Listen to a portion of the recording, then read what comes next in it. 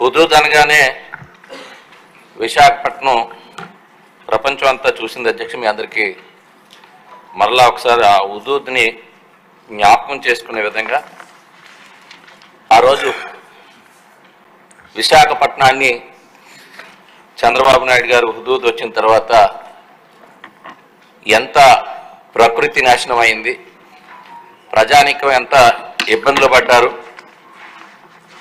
ఆ వేగంగా వీచినటువంటి గాలి వల్ల అనేక ఆస్తులు నష్టపోయినటువంటి సంగతి మీకు గుర్తు చేస్తున్న అధ్యక్ష. ముఖ్యంగా చాలా ఫాస్ట్గా రెస్టోరేషన్ పనులు స్వయంగా చంద్రబాబు నాయుడు గారు అక్కడే బస్సులో ఉండి కరెంటుని 2-3 రోజుల్లోనే ప్రపంచంలోనే ఏ దేశంలోనే ఇలాంటి సంఘటనలు జరిగినా ఎక్కడ జరగని విధంగా కరెంటు తీసుకొని వచ్చేయడం కాకుండా 10 రోజుల్లోనే సాధారణ స్థితిలోకి విశాఖపట్నం తీసుకురావడం మీ అందరికీ కూడా తెలిసిన విషయం అధ్యక్ష. అందులో భాగంగా పేద ప్రజానీకానికి చాలామంది ఆస్తులు నష్టపోయారు అధ్యక్ష. అద్దెలకున్న వాళ్ళు కూడా వాళ్ళ పాత్రలు కానీ వాళ్ళ ఏవైతే వాళ్ళ సౌకర్యాలు బయట ఉంటాయో అవన్నీ కూడా పోయినాయి అధ్యక్ష.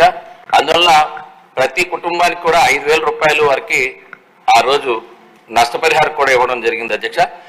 ఇందులో నగరానికి వచ్చేటప్పటి అధ్యక్ష విశాఖపట్నం నగరంలో ఇప్పటికే టిట్కో హౌసెస్కి మనం ఏ రకంగా ప్రతిపాదన చేశాము.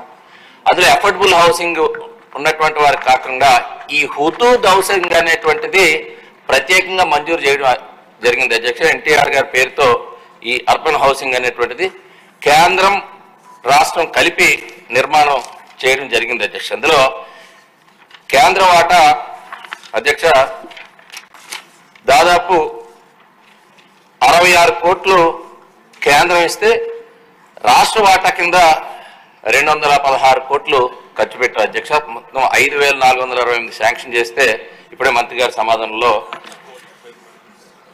ఇందులో 4 లక్షలు యూనిట్ కాస్ట్ పెట్టి ఆ 4 లక్షల్లో కూడా 1,50,000 ఏదైతే గవర్నమెంట్ ఆఫ్ ఇండియా షేర్ వస్తుందో మిగిలింది దాతల రూపంలో కూడా తీసుకోవడం జరిగింది అధ్యక్ష. ఇందులో లబ్ధిదారుడి వాటా కూడా 10,000 రూపాయలు ఉంది అధ్యక్ష.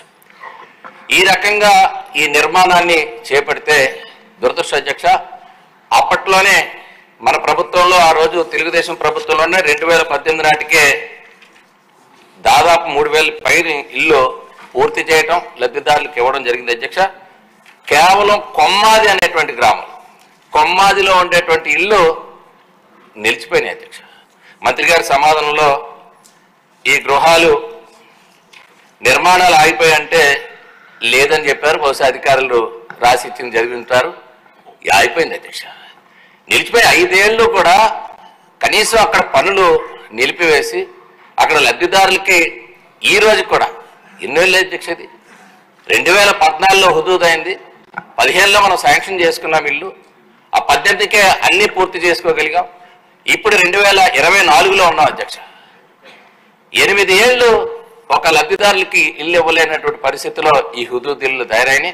అందులో లబ్ధిదారులు అమౌంట్ కూడా పే చేసి ఇది కొన్ని రాజకీయ కారణాల వల్ల లబ్ధిదారుల ఎంపికను కూడా మార్చాలనేటువంటి ప్రయత్నాలు చేశారు అధ్యక్ష. అప్పటి ప్రభుత్వంలో పెద్దలు ఇటు రామకృష్ణ బాబు గారి నియోజకవర్గం ఈస్ట్లో ఉండేటువంటి లబ్ధిదారులను మార్చాలని ప్రయత్నం చేశారు. విశాఖ నగరంలో ఉండేటువంటి సౌత్ నియోజకవర్గంలో ఇక్కడే వంశీ గారు ఉన్నారు. ప్రతి ఒక్కరు కూడా ఉండేటువంటి లబ్ధిదారులు ఆ రోజు 10,000 రూపాయలు ఎవరైతే లబ్ధిదారుడు వాటా కింద, ఎందుకంటే పూరెస్ట్ ఆఫ్ పూర్ని సెలెక్ట్ చేశారు అధ్యక్ష.